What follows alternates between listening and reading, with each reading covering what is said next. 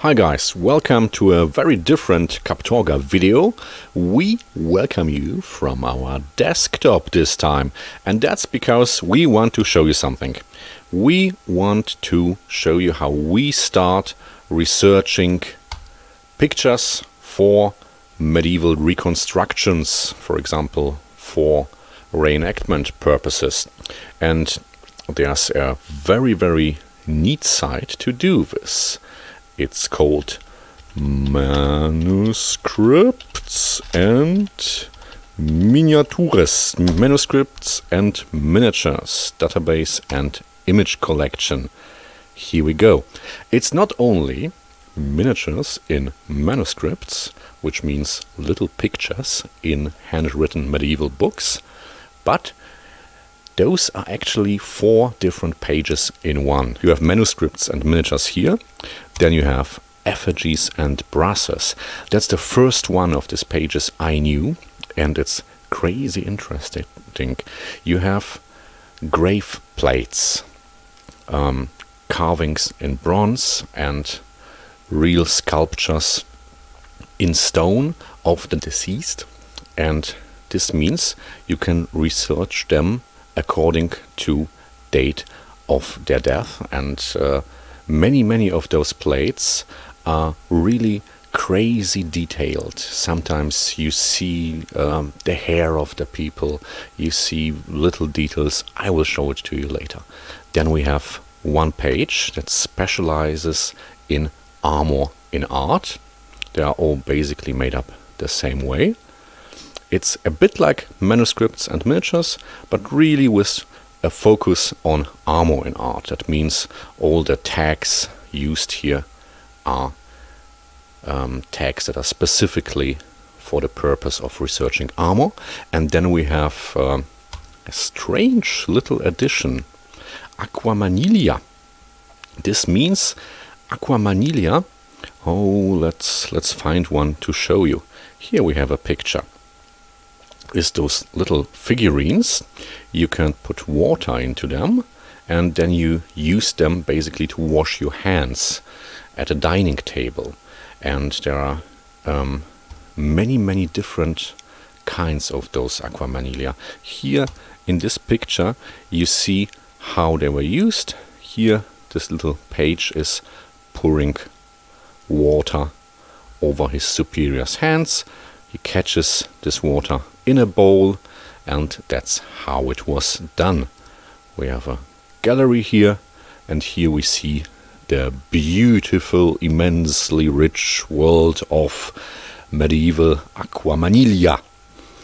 And I don't think you will use this page much for reenactment purposes, but sometimes you have beautiful little depictions of knights on horseback, and it's nice to have a statue actually, and not only a simple drawing or a picture. So let's get back to manuscripts and miniatures, and I would like to explain this on an example. For example, we want to know something. We want to know from when the coif starts, for example. We want to reenact a high medieval knight, and we don't know, did they already wear male coifs or did they not? We want to know when this started.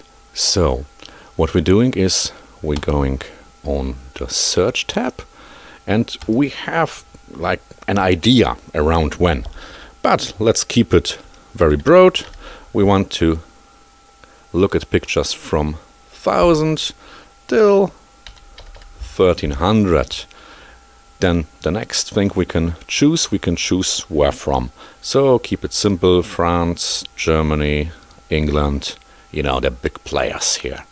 So tags, we won't enter tags, we just want to have many pictures and choose from them. And then we search. So first we see this guy. I can't say, is this a coif or is it just something that hangs from the helmet? We have this wonderful Normans here with the shields. Great depiction such as this one, are still no coifs. There we have the answer. They are still wearing male with short arms, like t-shirt style arms, and they're not this long, and no male coifs on the head. There are many, many interesting things. You see how the leg wraps are wrapped very neatly here, this technique. You see something you see very often in these pictures. You see that on the arms, of the underarms, you see how the fabric is put together, because those arms would have been way longer than we would cut them today. And you don't see this much in reenactment. It's a topic of itself. And you see the classical nut-shaped pommels here. Very classic. You also see how the shields were held. From one of these pictures you can derive a lot of information for reconstruction. And here, that's very nice, you see which manuscript it is, which page, how it dates. Not always this accurate, especially in effigies and brasses. The dating is debatable sometimes. If you know a lot, you will see this at a certain point. And then where is it from, and where is the original stored today? So let's get back to our many pages from 1000 till 1300. We're going through more and more interesting images. I love them all.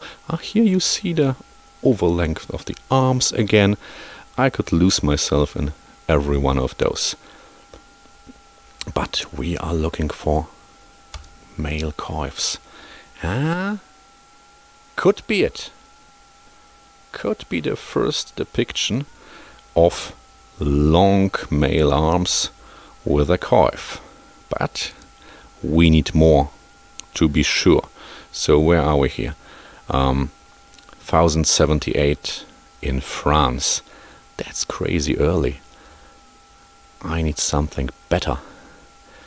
Here this could be still something that hangs from the helmet, but here already we see, I would like to interpret this as, oh, no, actually no. Those are still short arms here.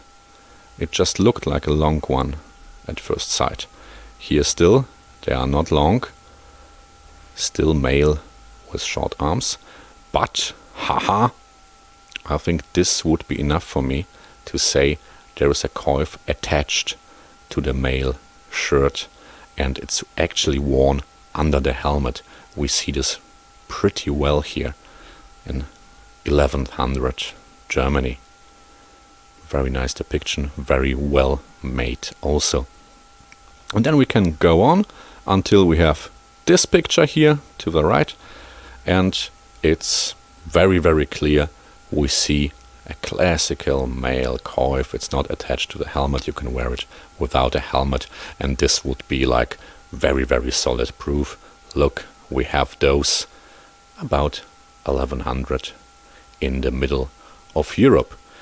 So that's just a small example. You can do a lot with this tool. You can research how shield straps were worn. You can research how to paint your shield, maybe, because we don't have many sources from this time. It's really very interesting, and people write us nearly every day and ask us to tell them, is this a good kit? Is it bad? What can I do better?